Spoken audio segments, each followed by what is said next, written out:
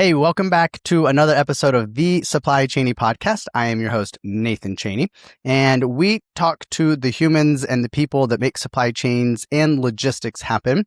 From time to time, those people come from procurement, from sourcing, from manufacturing, from transportation, from warehousing, all over the place. And I really like speaking to the people that are actually building businesses in the industry and solving problems. One of my favorite people who do that really well, I think, and I'm going to take some notes, and I hope you bring your notepad out too. And that's Evan Shelley, the co-founder of Truck Parking Club. Been following their progress for some time. I've found myself behind the wheel of some trucks, and I've done a decent amount of freight brokerage and trucking in my past, along with lots of warehousing and all the other things.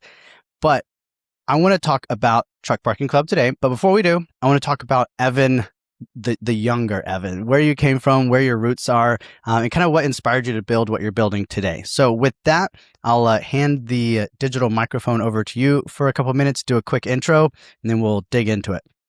Yeah, sounds good. Yeah, thanks for having me. Thanks for having me on. Happy. I mean, how early would you like me to start in the story? Well, this, I think How much we're time do we unique have? in that we want to go all the way back to like not the day you were born, but like where day were you after. born? What kind of, the day after you're born. We can start Yeah. there, just move along pretty at a rapid pace. Okay. Yeah, I grew up in rural Kentucky, South Central Kentucky. Small town, 3,000 people. Grew up on a farm. So very rural, small town. Where I grew up, and it was great. It just different. Teaches you a lot of things that you may not get in kind of bigger cities, which I've spent the last couple decades in bigger cities. But teaches you a lot of values and things that you and gives you a lot of opportunities to be outside and see nature and be on a farm and things like that you may not get in Manhattan. So that was the great way to grow up. I have a younger sister, older brother. Mom was a school teacher. Just kind of your standard kind of middle class upbringing, and it was great. It was amazing. Very, very fortunate, and graduated high school from that same small town, and went to University of Kentucky, or I went to Transylvania University to play golf, and did a dual degree program. I was there 3 years. It's a small private school in Lexington, Kentucky. I was recruited to go there, and then got a liberal arts degree from there, and then got a civil engineering degree from University of Kentucky, and did a dual degree program, and moved to Florida just after graduating, Orlando, Florida, and from there I worked for general contractors, site developers, and that's really what kind of started getting me around industrial type properties. And I did about 18 months of that after school, and then went out on my own and started actually flipping houses, like residential houses. And I was always interested in real estate, and had bought a couple real estate properties with partners in my late teens and early 20s. So that going out and flipping houses really led me kind of down this path of real estate, which ultimately got me back to land development, entitlements. After I flipped so many houses, it kind of became mundane, and I started looking for like just bigger challenges, really. And that's what got me into land. And in the late 20 teens and early 2020, 2021, I started flipping land deals, and that's really what got me around truck parking. And then ultimately from there started Truck Parking Club soon thereafter. So yeah, Wow. I tried to give you the abridged version. Sure. I like it. I had no idea. I had not, scrolled down far enough on your LinkedIn profile to get into the property development, like investment piece. It kind of makes a little bit of sense. I appreciate that we are both country boys, growing up in small town Americas. I think that Mm-hmm. has something to do with where we end up in the world later on. Those roots that we've got. Um, Mm-hmm. Tell me a little Yeah. about, so you were golfing. That sounds like Yeah. obviously it was a sport. Did you think that was going to be your whole career? Did you have aspirations of going pro and whatnot? Yeah. Yeah, I did. When I was in high school, I got pretty good and was one of the better players in Kentucky, and um grew up around like Justin Thomas now. He was in his own kind of um atmosphere at that point, though. Even at, you know, in high school, he was, um everybody knew he was going to be big, and him aside, I was kind of like, one of the better players in the state. And yeah, I think there was always an aspiration to do that. Just didn't ultimately work out. I broke my arm between high school and college, and that kind of put me in a weird spot. I never really came back and was like just a little bit different. So just things happen for a reason, but I still played in college, and I just never was kind of the same player, though. Still was good enough to play varsity every year and all that, but um yeah, just never quite figured it out. And like I said, I think things work out for a reason. But I was obsessed with it. I loved it. And ultimately just went down the business path, which sports business, I think, very similar actually. And the competitive, you know, lessons you learn from sports, especially individual sports, but also definitely team sports as well, just prepares you very well for business. I think it's not a coincidence that there's a lot of great athletes that become great business people. Okay, so we've got Evan from small town Kentucky, found some golf sticks in his hand for a while. Um, Decided to go do liberal arts and civil engineering. Like, kind of what do you think you were gonna do with that? Aside from the golf trajectory, in college, what do you think you were gonna be when you grew up? Yeah, I don't think I really knew, to be honest. And it wasn't because like I was just thinking golf was the plan A and there's no other opportunities. I think honestly it was just one of those things that I, I got recruited to this small liberal arts college, um, and I always had thought I wanted to do civil engineering, even though I don't know if I even understood 100% what that entailed. It was just always seemed interesting to me. I was always interested in math and physics and stuff like that. Just, I don't know, I was just drawn to it, I guess. And um, I got the liberal arts degree because I was at a liberal arts college, and it filled out like all the things I needed for the civil engineering degree.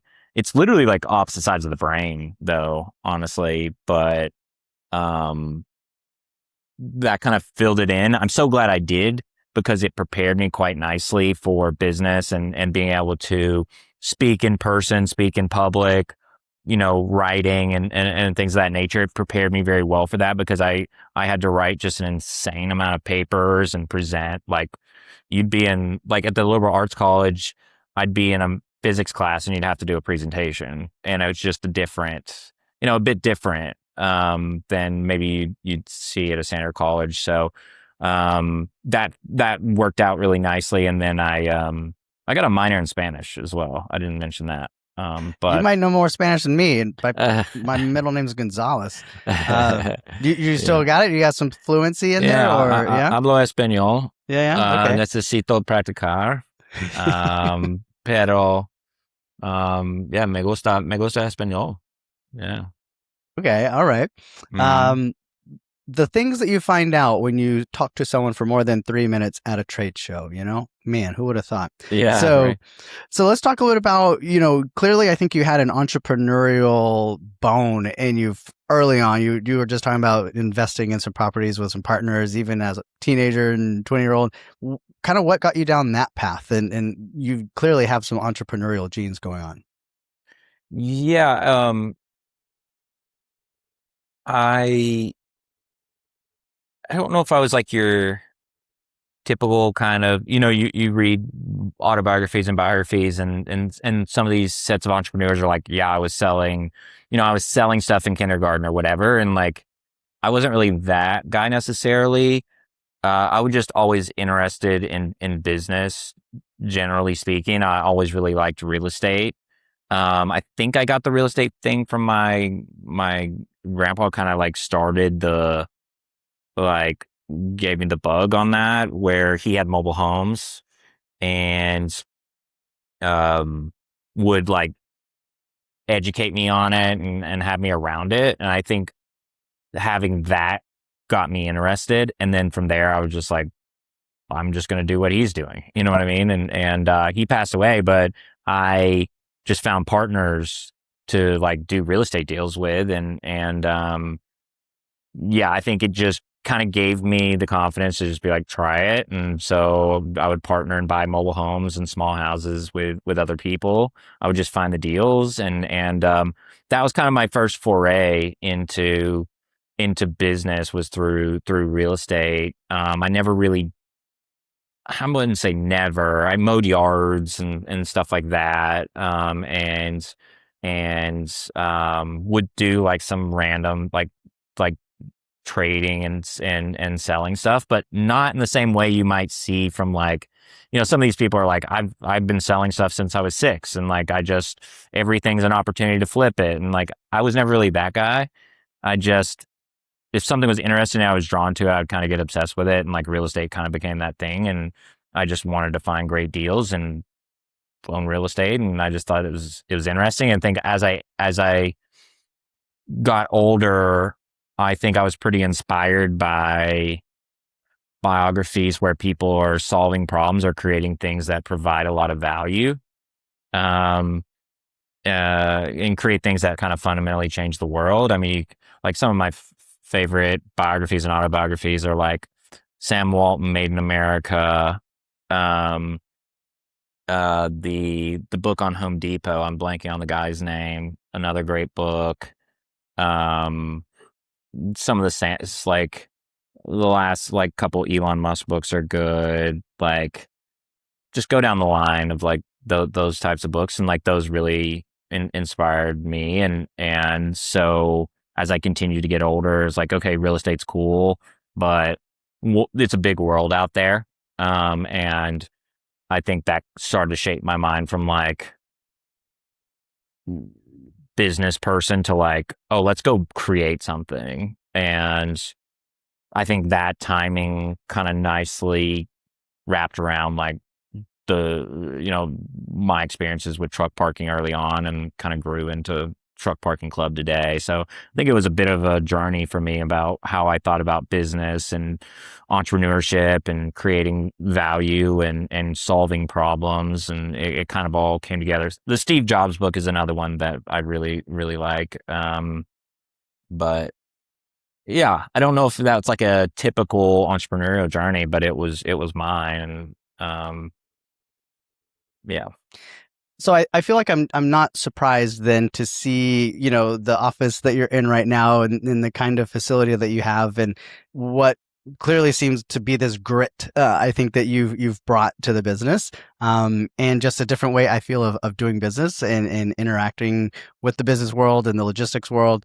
It feels like you have a long storied history with trucking, but tell me like how I guess the origin of trying to solve the truck parking problem came about. Yeah, so it just ties into real estate. And so I was doing the commercial land deals, and I came across a property that was zoned industrial that I was looking at for big box warehouse in 2021, which was big box warehouse in 2021 was on fire. So I was looking to, what I would do is I would take a property like that was zoned industrial. It's just raw dirt at the time, get it entitled for a big box warehouse, and then I'd flip it to a developer who'd build it. And so I was looking at it for that. And the site layout wouldn't work. It was just a little bit, it wasn't wide enough as a parcel. And So I started looking for other use cases and came across truck parking. It kept coming up over and over. There's not enough of it. There needs to be more of it. Relatively simple development.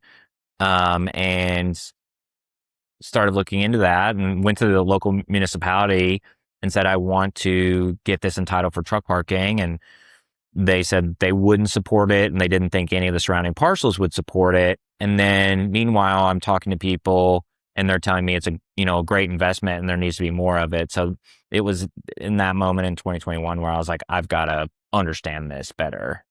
I've got to understand what's going on here. And so from there, I just started looking into like what's going on with truck parking and trucking and truck parking and started going to industry events and talking with people because I clearly, was not from the industry at all.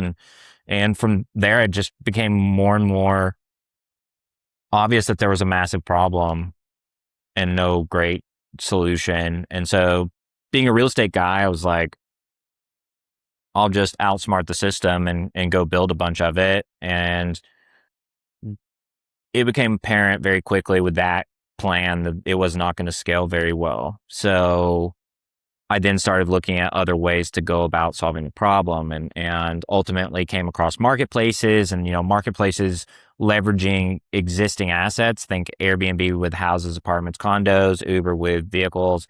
And I was like, maybe we could do the same thing with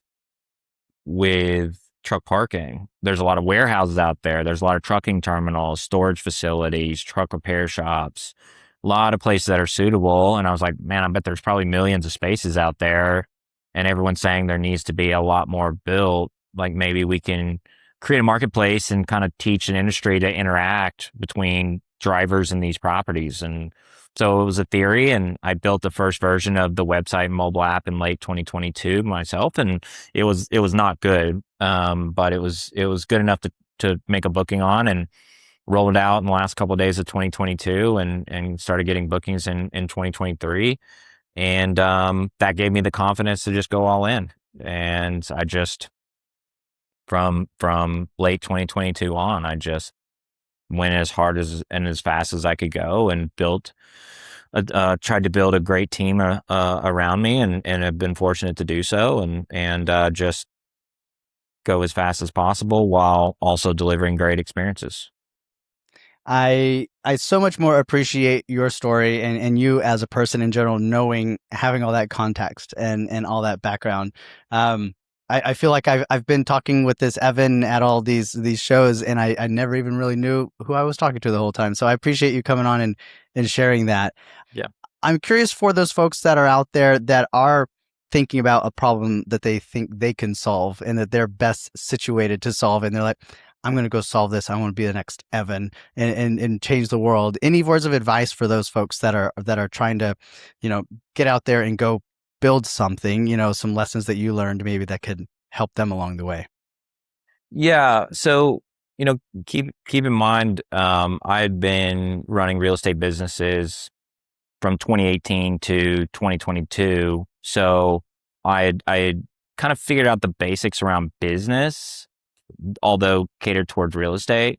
So I'd like, with my initial real estate business, like I had zero traction and I was just trying to pay my bills for like a couple years. I was not getting a lot of traction, I guess is what I'm trying to say. And because I had no connections, no relationships, no money, and all those things combined, not a lot of commerce going on when you don't have a lot of those things. So I kind of knew going into Truck Parking Club that like what it took to like get a business off the ground. And so if I were to give advice to someone going into any business, whether it's real estate or a brand new venture that no one's really figured out or done,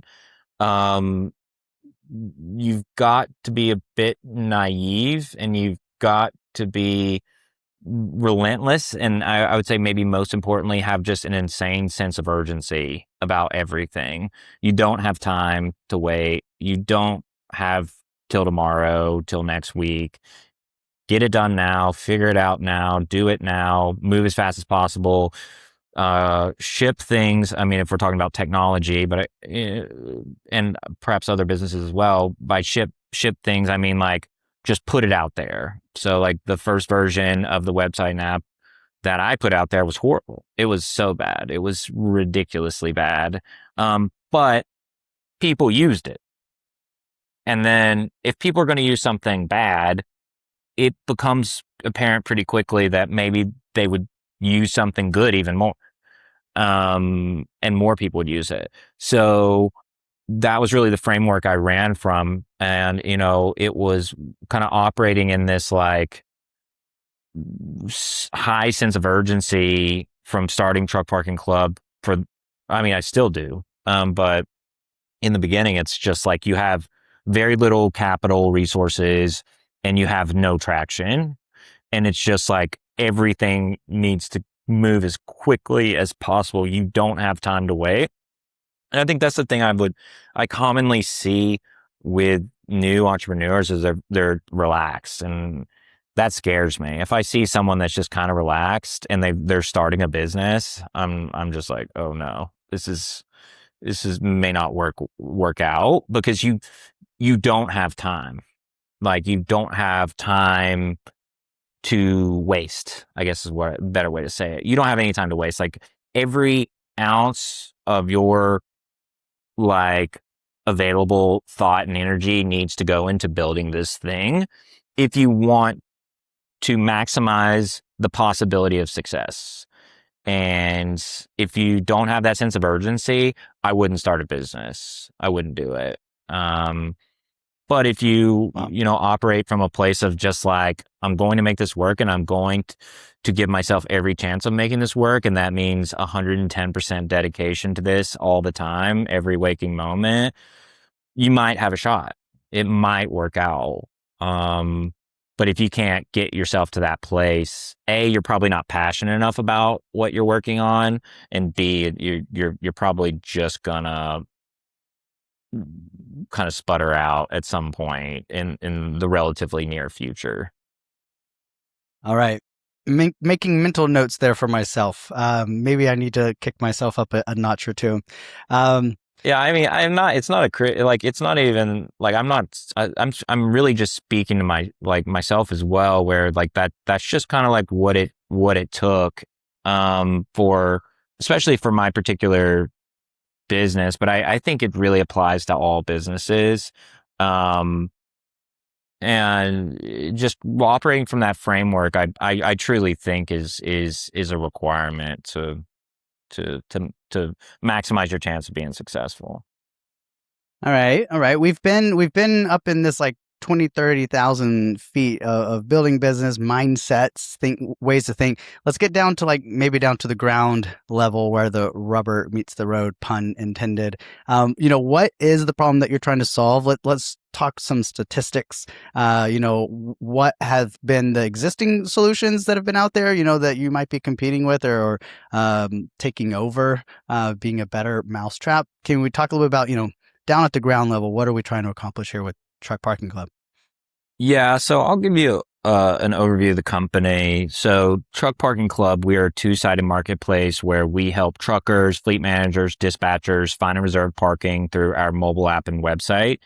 And we help property owners and businesses monetize their extra space with truck parking. And that can be a warehouse, that can be a trucking terminal, that can be a truck repair shop, self-storage facility, tow truck yard, or really any space suitable for parking.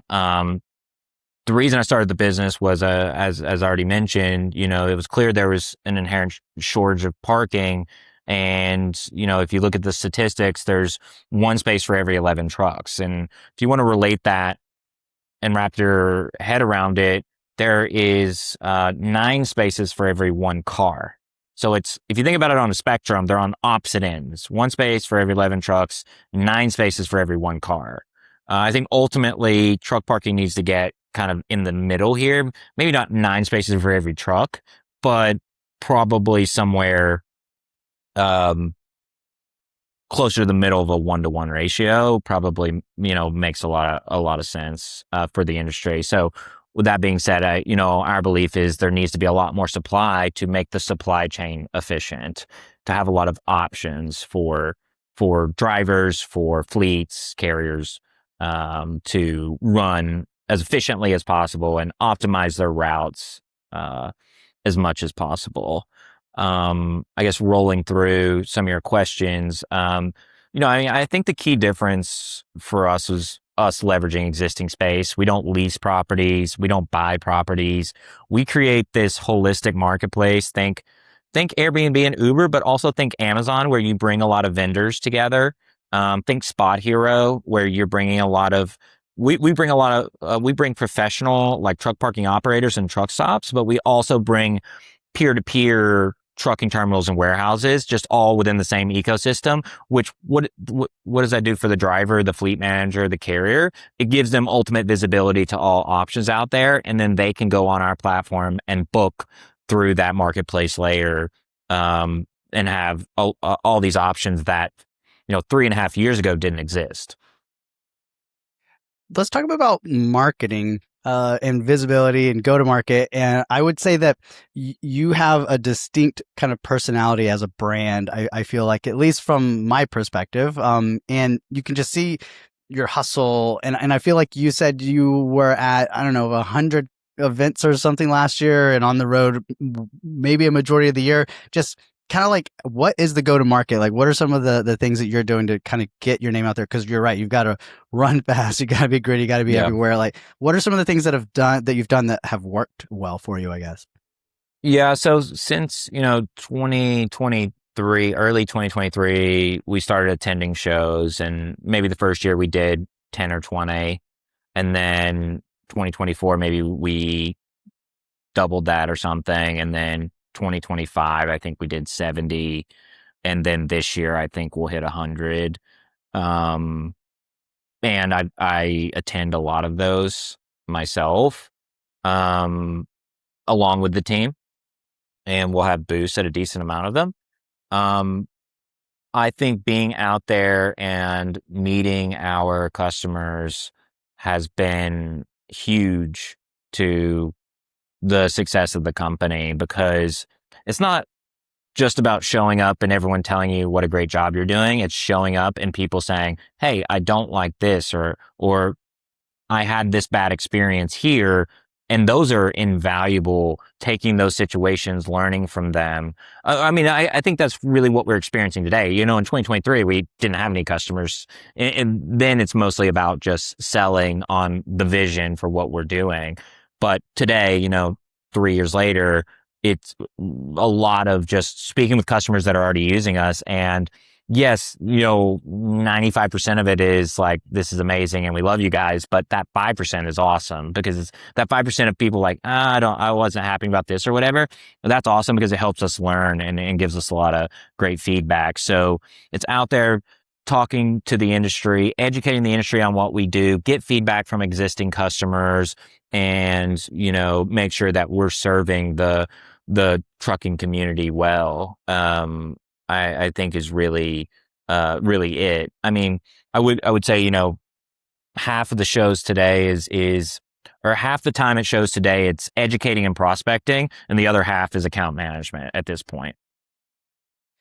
Curious, the platform itself, the app and whatnot. How much of the success of a marketplace is the technology itself? How much of it is the culture and the problem that you're trying to solve, or just the way you go about it? Is it having the best shiny app and interface, or is it having an accessible, just good customer service? And I don't know, what's more important, I guess, when you're building a marketplace like this? Yeah, I don't know if I don't know. You'd have to twist my arm to force me to choose which one. I think they all matter. I think they all matter a lot, and I don't know necessarily which one matters more. I think, at the end of the day, we are a technology company. We don't talk about it much, but we are. I mean, we are a technology company. We're a technology marketplace. But we don't ever talk about tech. You'll never see really any of our content catered towards technology or anything of that nature. And I think inherently that I've heard people talk about like us, like we're kind of low tech, but I think we have one of the strongest tech teams out there. And, when we are talking with various groups or doing integrations or things of that nature, and we get under the hood with other companies, people, I mean, and imagine the biggest enterprise companies you can think of that are in technology, and we work with most of them in some capacity in ways I can't really talk about, but like, they compliment us, but if you go look at our content, we're like in a field somewhere, like on a dirt bike, like, and it's just like, these guys don't know what technology is. But we've been very thoughtful about not, like, our customer doesn't care about our technology. They just want it to work. So they want it to be seamless and easy to use. And our goal is not to trap them on our app for 3 hours. It is to get them the parking they need as quickly as possible. So that's really how we think about it. I do think the UI UX has to be amazing to accomplish that goal. It needs to be easy to use, seamless. So we think a lot about that, and we have iterated the app at this point tens of thousands of times since we started it, and we deploy once a week. With new product updates, but we don't talk about it because we know our customers don't care. And why bring it up? Just make it easy to use, and when the first moment they hit the app, they'll know. They have that experience, and they don't know the all the time and effort and resources put into it, but they just know it's easy to use. So I think that is extremely important, because you don't want a funnel come into your app that's unusable. Right? Then that's a waste of marketing. So I think UI UX is important. And obviously even to get more technical, like, your back end of your system needs to be stable. Or then you have this app on the front end that's pretty, and then it's crashing every third use. Or it's bugging up on, edge case uses of it. So all those things have to be dealt with, or then you have a bunch of customers that are unhappy with it. But then, like, assuming you get that right, which is not easy to do, assuming all that's in the right direction, customer service, you're getting people through the app, and then coming out on the back end after a booking, serving them well in instances where those edge cases that you can't really control because you're working with trucks and properties, and anybody in the industry at all knows that this is can't even imagine the things that come up. And that is just supply chain, logistics, and trucking. That's just part of it. Handling those things on the customer service side is extremely important. So I think, I don't know if I could pick just one thing. I think you have to be good at all of it, and I think you have to do all of it. But it definitely starts on the front end of making sure you have a great product. Because if you don't do that well, none of the other stuff really matters. But then with that being said, that doesn't mean you don't pay attention to, customer service and the experience and all that. Like, that is extremely important. I think that becomes extremely important as you continue to scale, and then when you have hundreds of thousands of customers, you better be doing a good job post booking, or you're going to be out of business, even though you have scale. I think you've done a really good job of building a tech business for the trucking and logistics industry. Like, to your point, I would not have really considered you all a tech company myself. I follow you, you're a partner of mine, right? And so I think that serves you well, because I feel like if you had like this really, really tech startup-y vibe, I don't think you would have the same kind of culture and following of people that want to wear your shirts and want to go represent and talk about you and put your stickers up in the Floribama bar on the border did you of see Florida it? and Alabama. Yes, I've been there. We've got a few stickers there. Yeah. We've got a few stickers. I mean, there's got to be a personality. There's got to be a brand. There's got to be a face to the business. It's got to be accessible. And I feel like so many of those things you're doing right. So just kudos to you for that. Maybe as we kind of wrap things up here, what's coming up next? I guess, what's in the future, what's in your sights, what's in the development queue, I guess, that you can let us know, like, what's coming next for Truck Parking Club.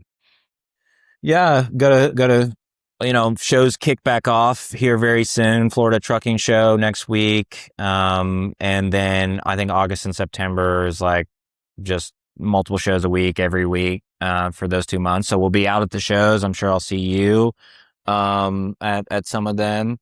Um, yeah, we're continuing to execute on some various tech projects that just continue to improve our members' experiences. I think first and foremost, we keep the main thing, and a lot of our time and resources just goes into adding more suitable locations for drivers to give them more optionality, and then making sure that drivers that book at those locations have great experiences, and doing those same things simultaneously. And just really 90+% of our focus is just keeping the main thing, and building those things. And that requires building a great team, building great infrastructure of the team, great leaders across the team, and then, tech and things of that nature feeding those efforts. So, I mean, that's really it. It's simple, but it's not easy, right? And it's really my job as CEO to make sure that we're allocating resources thoughtfully, and we're staying focused on the main thing. Because at the end of the day, like, we are adding more suitable properties that support drivers' optionality, and we're making sure that those drivers have great experiences, and making sure those two things work together well. And that's what we really just need to remain focused on, and have remained focused on. Sweet. Man, good catching up. I appreciate hearing a little bit more of the background story. Maybe one day we'll be on a golf course together. You can give me some lessons. But yeah, man, I'll probably catch you at an upcoming trade show pretty soon. Yep, sounds good. Thanks, Nathan.